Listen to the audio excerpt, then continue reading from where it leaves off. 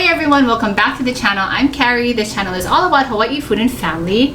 And today we are in a different kitchen. We're very excited, and I wanted to first of all introduce, many of you know Uncle Owen, who's been on the channel many times. He's made delicious bread for us and I don't know, beef tomato and other plantation dishes along the way. But today we are in his friend's kitchen, Gina, and I'm gonna let Uncle Owen introduce Gina and share what we're making today. So Gina and I met through an online Bible study called Lectio Divina, associated with a church, and so we got to be friends.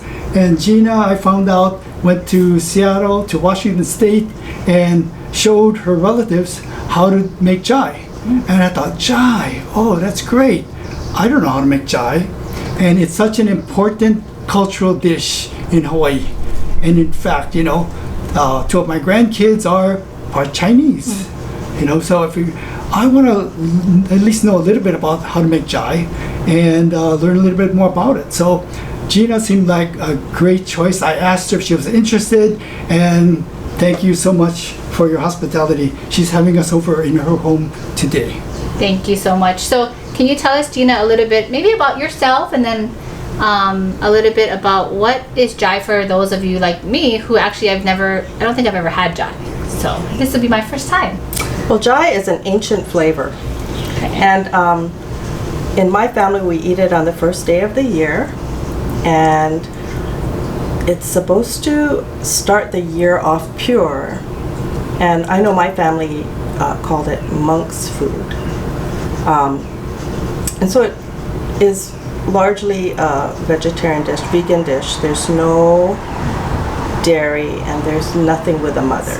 So what I'd like to do right now is just go through the ingredients and sort of how it used to be and how it is now. So it's changed over the years. Yes, and when I went to Chinatown this weekend to buy these ingredients, some of the old ingredients, because this is not Chinese New Year season, are not available. But the things that are available are more instant, because at Sancheong, where I go, the owner says young people are not going to do all the prep like we did. They need it more convenient today. So first of all, we call this stick tofu. There's a Chinese name for it. I don't speak Chinese, but if you go to Chinatown, you can see it's just the skin. When they're boiling the beans, it's the skin, and they drape it in a stick like this and fold it over a pole to dry it. It softens up pretty quickly. I'd say if you soak it an hour, you're good. And then I just take a kitchen shear and I just cut it. The next thing is this dried chestnut. So these are already the ones that have been boiled? Well, these are the ones I just soaked overnight because I'm not going to boil them. Oh, okay. But you can see, you can get a paring knife and take out the red. So I soaked it overnight, and you can clean it, but you can see it's very time intensive if you do all of this. And my suggestion is you break it in half. Look what they have. They have roasted chestnuts now. So you can buy them. They're already soft and wonderful and delicious. Look at that. So last 2 years I've been using this. Oh. And then dried mushrooms. You can use any size dried shiitake mushroom. Probably a good idea is to, I think, buy the smaller one that fits on a spoon so you don't have to do that much. So do you cut them like in slices, or do you leave them in their button size? If they're button size, I just cut them in half. Okay.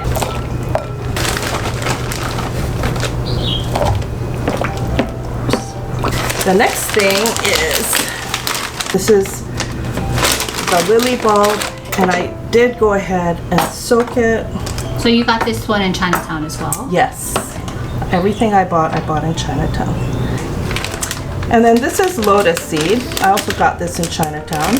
a couple Overnight, or overnight is all you need, but you know, Okay. I wanted to make sure that I had time to do it all. So you can see it gets really soft, and really this doesn't have much of a flavor. I think also it is texture also. Water chestnuts. I buy them canned and sliced. Now this is lily flower. A lot of times if the stem end is hard, you just have to take it off. So I have soaked this for 3 days. And every time I walk by the sink, I empty the water and I put new water.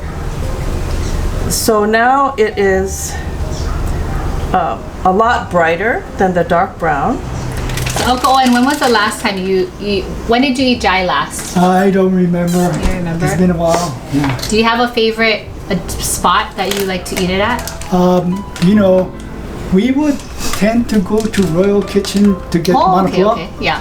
So if we were there and we saw it, then I might have jai. Yeah. Oh. But I don't know when. Yeah, I can't remember. Yeah. So the next thing is ginkgo nut. Now you can buy them in these blister packs. You can also buy them canned. This is so much easier. A friend of mine who's also a jai maker said when he buys it in the blister pack, he finds that they are a little bitter. So he parboils it. So I've taken some and I've parboiled it. This is really important, is this wood ear fungus. Pepeo. Is it? Is that what it's called?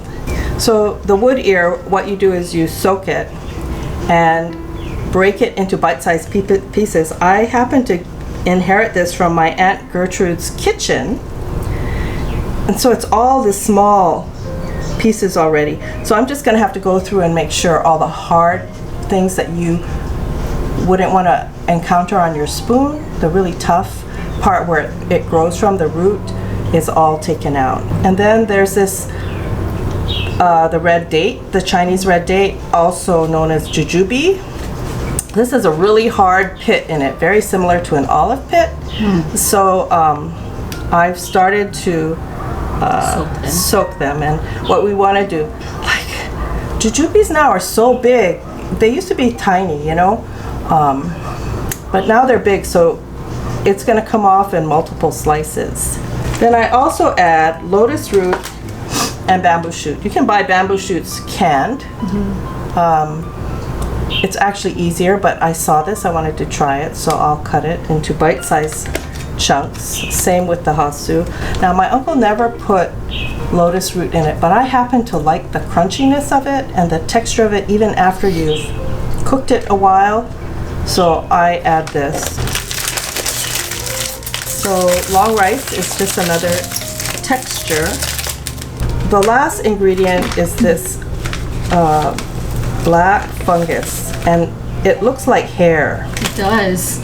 And then when I put it in the jai, I actually tease it out because I don't want anybody to come upon Like a big chunk of it. a big chunk of it because it's not aesthetically pleasing. You know what I mean? So then we're here. These are the ancient flavors. This is fermented bean curd. So there's a white It's like one. a tofu. Yeah, it's tofu. There's a white one and there's a red one. And I noticed when I was in the market, they have now these sauces with chili. Don't get the chili. So this is just from like a regular market? This is from... Yes, now this is the thing I had a hard time getting because it's not jai season. I think we found it at Don Quixote. I bought the last jar. Come November, December, everybody will have it again. But I usually use equal amount of the red and the yellow. My uncle used to add it last to the jai pot, and I add it first because I want it to cook really good before I add all the other ingredients. The last thing is, oh, this is something with a mother, chicken stock, because that's what I have, right? Like, you know, you can use vegetable stock. Oh, bouillon. But my Hanai granddaughter who lives here with us, this is hers. It's what we had, so that's what I'm using. That's usually the case, right? It's always what you have in your kitchen. Right. And you just use what you have.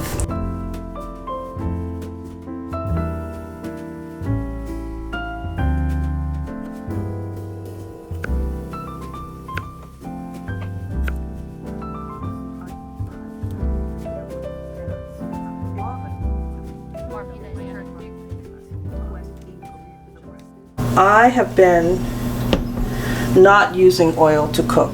So normally you put oil in and then you put your ginger and garlic and fry it up. But because I'm not using oil, I'm just using a little bit of the broth. And I'm going to put some of my ginger in and let it heat up. And then just adding the garlic like you would, and just let it all kind of warm up in there. Then, as per my cautionary tale, I put this in first.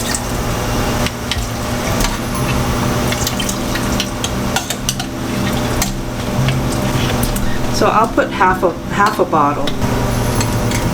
Thanks, Owen. I put an equal amount. Now, if at the end of putting everything together, I think it needs more of this, You'll add more. I will put these flavors in a saucepan with a little broth and heat it up first, and then add it. So these are a little hard, so I'm going to put these in.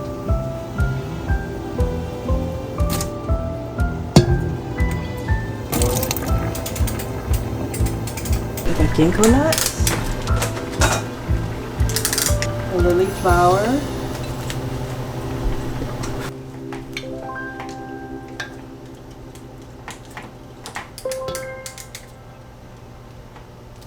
actually I think it needs to cook a little bit now. These are the things that need to stew a little bit. Everything else is soft, So let me add a little bit of broth.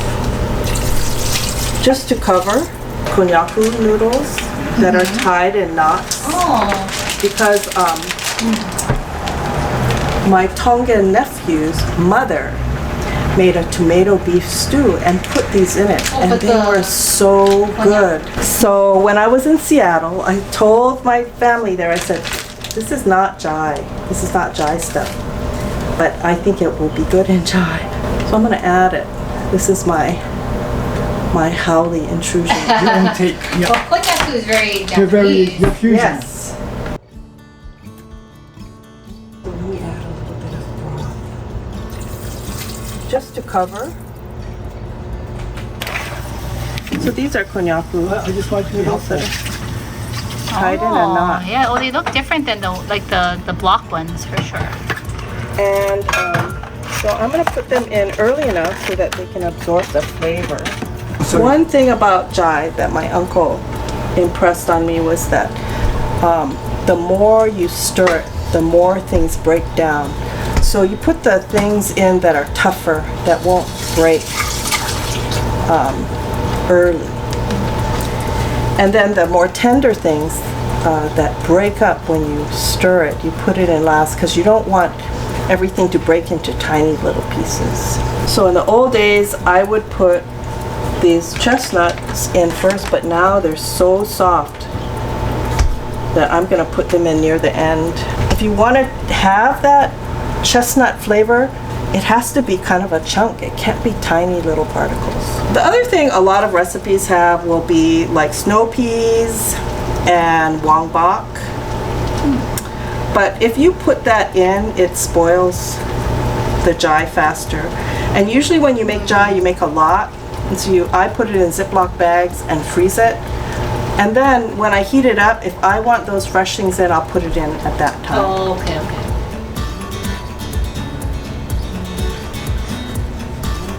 It's really salty. So I'm gonna add water instead of stock because I don't want to add any more salt.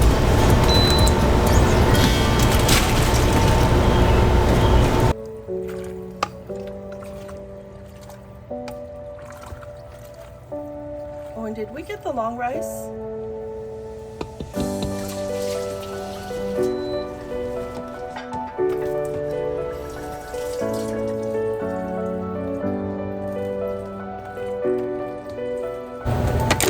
And I'm gonna put the chestnuts in whole because they're so soft.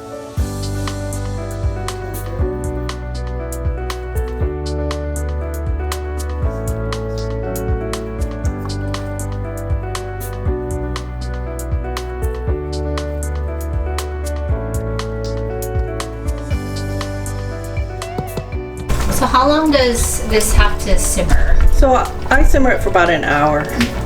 And then All the flavors come together. yeah, all the flavors come together. So as you can see here, look, this chestnut already broke from the whole into a half. So one of the things that is important, my Uncle Bill felt was important, was not to break up all the pieces so that they're very small, so that you have a mouthfeel and a taste experience that is given to you by the pieces being big enough to have their own flavor.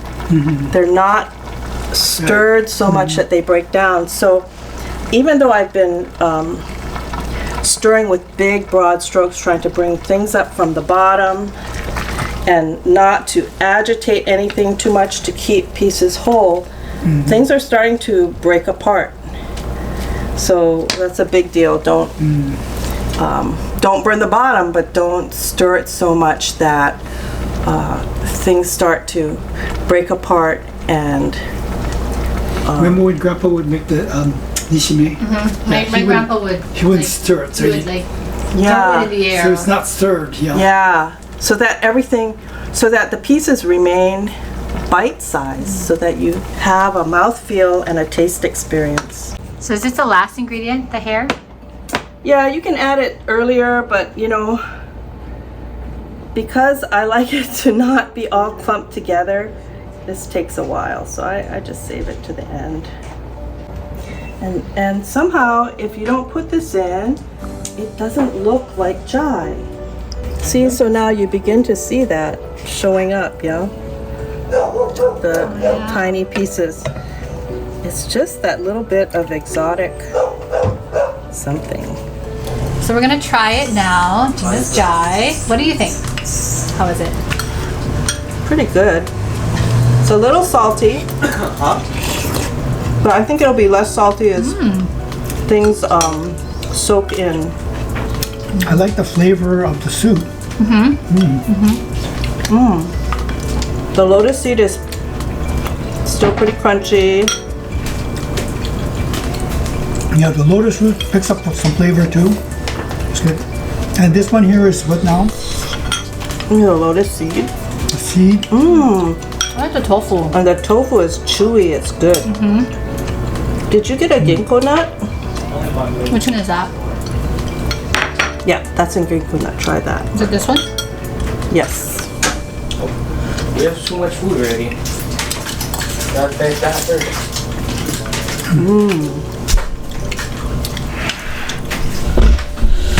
This is very good. Is there a spiritual significance for anything we're eating? We'll look it up. I think this is the ultimate in filial piety, when you take something from your ancestors and draw it into the future, right? It's showing respect for my heritage, my uncle who learned from my grandmother, who, I mean, talk about brave. She got on a boat when she was probably 18 or 17.